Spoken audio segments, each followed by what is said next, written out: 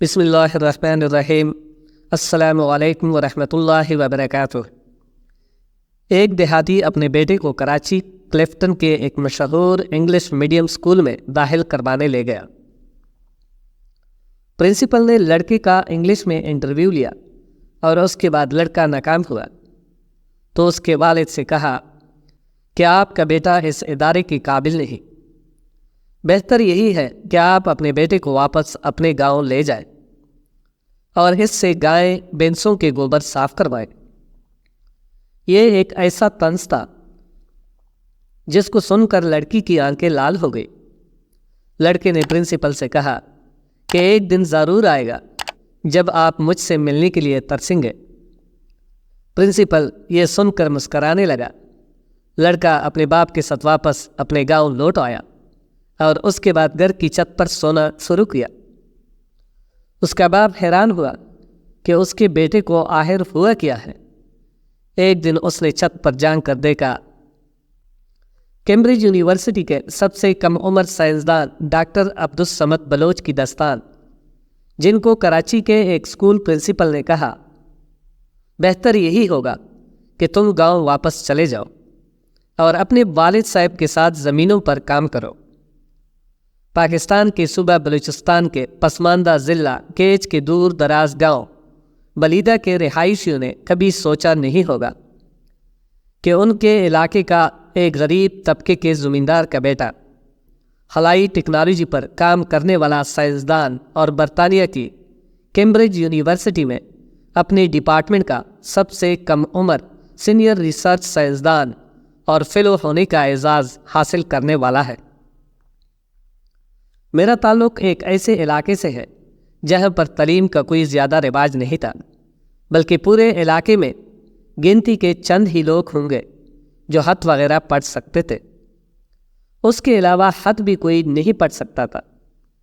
میرے والد اور والدہ نے کبھی اسکول کا منہ نہیں دیکھا تھا، مگر بچپن سے ہی ان کی خواہش تھی کہ ہم پڑھ لکھ جائیں۔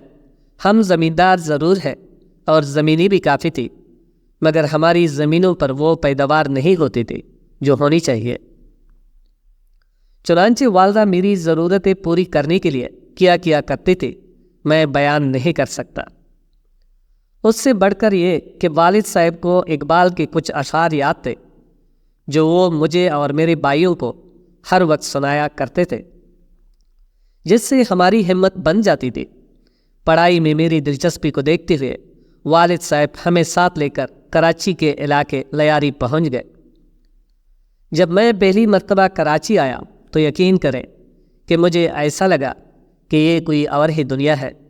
لوگ، گاڑیاں، ٹریفک اور روشنیاں دیکھ کر حیرت زدہ ہو گیا۔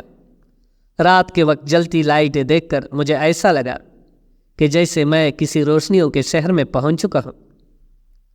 لیاری میں ایک اردو میڈیم اسکول میں داخلہ لیا، مگر جلد ہی اس بات کا اندازہ ہو گیا کہ جب تک انگریزی اچھی نہیں ہوگی اس وقت تک ترقی ناممکن ہے۔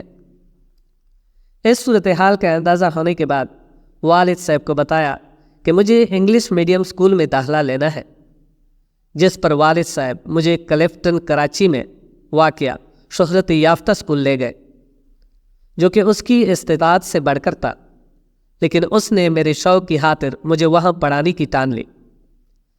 میں ایک دیہاتی بچہ تھا جو شہری طریقوں کو زیادہ نہیں جانتا تھا، مگر میرے پاس والدین کا دیا ہوا اعتماد اور کچھ کر گزرنے کا حوصلہ تھا۔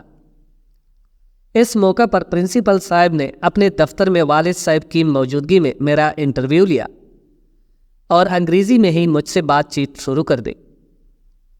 حالانکہ والد صاحب نے پرنسپل کو پہلے سے ہی بتایا تھا کہ میرا بیٹا یہاں داخلہ لینا اس لیے چاہتا ہے کہ اس کی انگریزی بہتر ہو جائے۔ صورتحال یہ تھی کہ انگریزی تو مجھے آتی نہیں تھی، مگر سمجھ لیتا تھا۔ اس نے سب سے پہلے انگریزی میں میرا نام پوچھا، جس کا میں نے اردو میں جواب دیا۔ اس کے بعد انہوں نے پوچھا کہ والد صاحب کیا کرتے ہیں؟ میں نے بتایا کہ زمینوں میں کام کرتے ہیں۔ اسی طرح انہوں نے کچھ اور سوال پوچھے جسے میں نے کچھ سمجھا اور کچھ نہیں سمجھا۔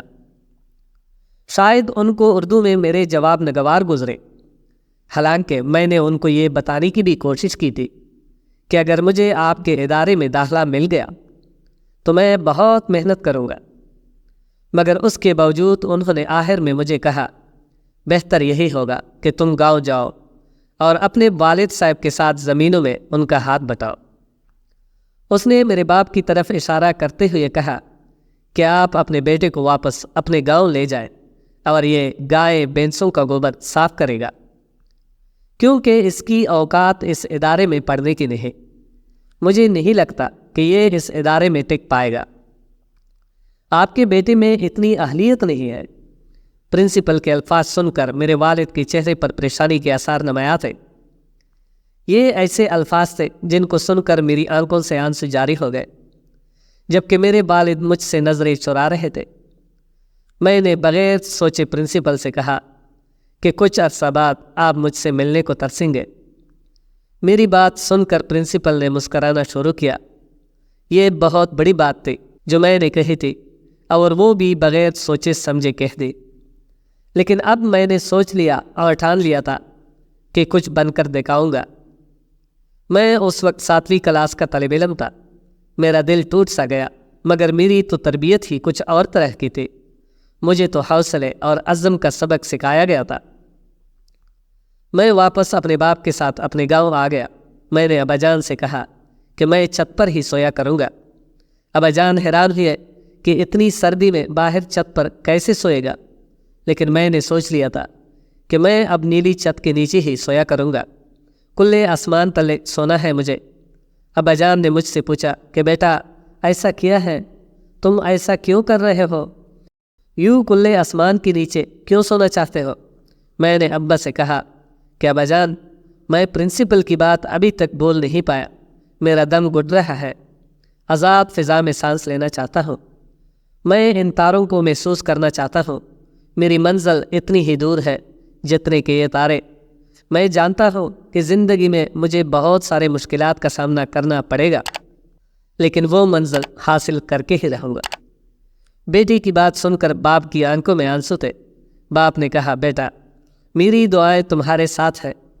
تم اس پرنسپل کی باتوں کو دل پر نہ لو، بلکہ ہمت اور عزم سے اپنی محنت جاری رکھو۔ انشاءاللہ تجھے اپنا مقام ضرور حاصل ہوگا۔ یہ بات تو ذہن نشین ہو گئی تھی کہ انگریزی سیکھنا لازم ہے۔ لیاری میں ہی ایک انگلش میڈیم اسکول کے بینرز اور پوسٹر لگے تھے۔ میں نے والد صاحب سے کہا کہ مجھے اس اسکول میں داخل کروا دے۔ انگریزی سیکھنے کے لیے میں نے خود سے ہی کوشش شروع کر دی۔ کبھی انگریزی کے اخبار پڑھتا، کبھی گرامر کی کوئی کتاب پڑھ لیتا، ساتھ ہی اسکول کے استادوں سے جو مدد ملتی اس سے بھی پڑھائی کر لیتا۔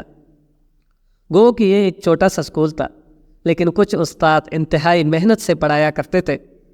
جب میٹرک کے امتحان قریب تھے تو لوگوں نے مجھے نقل کرنے کی ترغیب دی، مگر میں نے انکار کر دیا کہ مجھے اپنی محنت کا پھل چاہیے، اور محنت کا پھل ضائع نہیں ہوتا۔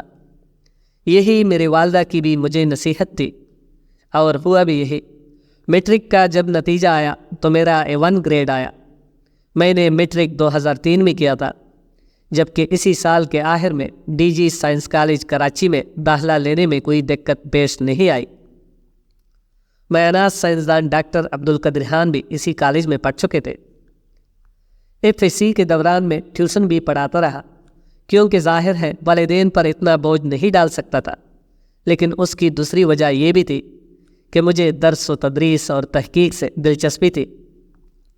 مجھے لگا تھا کہ اگر میں پڑھاؤں گا تو زیادہ سیکھوں گا، اور ہوا بھی یوں۔ FSC کا سلسلہ اسی طرح چلتا رہا، اور جب نتیجہ آیا تو یہاں پر بھی میں نے A1 گریڈ حاصل کیا۔ FSC کے بعد خیبر پختونخوا کے شہر صوابی میں Ghulam Ishaq Khan institute of engineering sciences اور ٹیکنالوجی میں داخلے کے لیے انٹری ٹیسٹ دیا۔ تیاری پوری تھی، چنانچہ انٹری ٹیسٹ شاندار طریقے سے پاس کیا اور 100% اسکالرشپ ملا۔ میرے بھائیوں نے تعلیم کو عملاً ہے بات کہہ دیا تھا۔ وہ چھوٹے موٹے کاروبار کر رہے تھے، جس سے وہ ہر ماہ مجھے معقول رقم بیچ دیتے۔ یہ رقم مجھ جیسے طالب علم کو، جس کی ساری توجہ تعلیم پر تھی، کافی تھی، جبکہ یونیورسٹی کی تعلیم تو اسکالرشپ پر تھی۔ مطلب یہ کہ 7ویں کلاس میں کراچی آنے کے بعد جو مسائل شروع ہوئے تھے وہ ETC کرنے اور یونیورسٹی میں داخلہ لینے کے بعد ختم ہو چکے تھے۔ کامیابیوں کا سفر شروع ہو گیا تھا۔ آج اگر میں تحقیق سے وابستہ ہوں تو اس کے پیچھے میرے غلام اسحاق خان انسٹیٹیوٹ کے پروفیسر کی ترغیب اور حوصلہ افزائی تھی کہ میں نے یونیورسٹی میں ہی فیصلہ کر لیا تھا کہ مجھے تحقیق سے وابستہ ہونا ہے۔ یونیورسٹی سے 2009 میں فارغ ہوا اور اسی سال اینگرو کیمیکل کراچی میں ملازمت شروع کر دی اور 1 سال تک ملازمت کرتا رہا۔ اسی دوران تحقیق اور اعلیٰ تعلیم کے مختلف اسکالرشپ پروگرامز اور اداروں سے رابطے میں رہا، جس کے بعد مجھے جاپان، کوریا، کینیڈا، جرمنی، امریکہ اور ابوظبی سے اسکالرشپ کی آفرز ہوئی۔ MPhil اور ریسرچ کرنے کے لیے سب سے بہترین آفر خلیفہ یونیورسٹی ابوظبی سے ملی، کیونکہ اس کے ساتھ امریکہ کی MIT یونیورسٹی کا بھی تعاون تھا۔ دوسری بات یہ کہ ریسرچ کے دوران ان کا اعزازیہ ایک اچھی تنخواہ جتنا تھا، جس کی وجہ سے میں نے قبول کر لیا۔ اس کے بعد یونیورسٹی آف ٹوکیو سمیت بہت سے عالمی اداروں میں ریسرچ کی اور PhD کی ڈگری مکمل کی۔ PhD کے دوران میری تحقیق زیادہ تر گرافین نام کے مادے پر تھی، جس کو استعمال کر کے مختلف آلات بنائے۔ یہ ریسرچ بہت سے بین الاقوامی جریدوں میں شائع ہوئی۔ جب میری ریسرچ شائع ہوئی تو مجھے امریکہ، ابوظبی اور ٹوکیو سے مختلف آفرز آئی۔ میری ریسرچ کیمبرج یونیورسٹی کے ایک معینات سائنسدان کو اچھی لگی، جنہوں نے مجھے وہاں جاب آفر کی۔ ویسے تو تنخواہ اور مراد کے حساب سے بہترین آفر ابوظبی کی تھی، لیکن میرا مقصد تنخواہ نہیں تھا بلکہ اگلی منزل تک پہنچنا تھا۔ چنانچہ میں نے کیمبرج یونیورسٹی سے آنے والی آفر کو قبول کیا، کیونکہ مجھے تحقیق کے میدان میں کام کرنا تھا۔ شاید دنیا بھر میں تحقیق کے حوالے سے سب سے بہترین سہولتیں اور ماحول کیمبرج یونیورسٹی میں ہی دستیاب تھا، جہاں سے نیوٹن جیسے سائنسدان منسلک رہ چکے ہیں۔ 2 سال تک کیمبرج میں ریسرچ سائنسدان کی حیثیت سے کام کرنے کے بعد مجھے سینئر ریسرچ سائنسدان کی حیثیت سے کام کرنے کا موقع ملا ہے۔ مجھے پتہ نہیں، مگر کہا جاتا ہے کہ کیمبرج میں ریسرچ سائنسدان سے سینئر سائنسدان کا درجہ حاصل کرنے کے لیے 2 سال بہت ہی کم عرصہ ہے۔ مجھے بھی یہی لگتا ہے کہ میں وہاں سب سے کم عمر سینئر سائنسدان ہوں۔ کیمبرج میں جانے کے بعد بہت سی یورپی کمپنیوں اور اسپیس ایجنسیوں کے ساتھ مل کر اسپیس ٹیکنالوجی سے منسلک آلات بنائے۔ ان آلات کو ٹیسٹ کرنے کے لیے وقتاً فوقتاً خلائی جہاز اور مصنوعی سیارے لانچ کرتے ہیں، جن میں پیرابولک فلائٹ، ساؤنڈ راکٹ اور دیگر اسپیس کرافٹ شامل ہیں۔ گرافین کو پہلی مرتبہ خلا میں بھی لے جانے کا موقع ملا۔ مختلف تحقیقات بھی جاری ہے، جن میں سینسرز کے علاوہ خلا میں اگر جسم پر زخم لگ جائے تو اس کو کس طرح بھرا جائے، اس پر بھی کام جاری ہے۔ اس کے علاوہ پاکستانی طالب علموں کے لیے برطانیہ کی کچھ تنظیموں کے ساتھ مل کر ایک پروجیکٹ شروع کر رہے ہیں، جس میں ان کو سیٹلائٹ کی سہولت فراہم کرنے کی کوشش کر رہے ہیں۔ اگر مجھے موقع ملا تو میں اپنے ملک میں جا کر کام کرنے پر فخر محسوس کروں گا۔ زندگی کی اسی دوڑ اور اپنی کامیابیوں سے میں نے یہ سبق سیکھا ہے کہ لوگوں کی تنقید اور طنز برے فکرے آپ کے لیے مفید ثابت ہو سکتے ہیں۔ یہ آپ پر ڈیپینڈ کرتا ہے کہ آپ ان کو کیسا جواب دیتے ہیں، آپ کا رد عمل کیسا ہوتا ہے۔ کیا کسی کی طنز یا تنقید سے آپ مایوس ہو جاتے ہیں، ان الفاظ کو دل پر لیتے ہیں، یا پھر آپ کو ایک نئی انرجی ملتی ہے؟ مجھے اسکول کے پرنسپل کا فکرہ آج بھی یاد ہے۔ پرنسپل صاحب کے اس تنزیہ فکرے کے بعد مجھے ایک نئی طاقت ملی تھی، ایک نئی قوت ملی تھی۔ اپنے والدین کی دعا کی بدولت اور اپنی محنت کی وجہ سے میں ایسے مقام پر پہنچا جہاں پہنچنے کے لیے لوگ تمنا کیا کرتے ہیں۔ اگر ویڈیو پسند آئی ہو تو میرے چینل کو سبسکرائب کریں اور ویڈیو کو لائک اور شیئر کریں۔ جزاک اللہ۔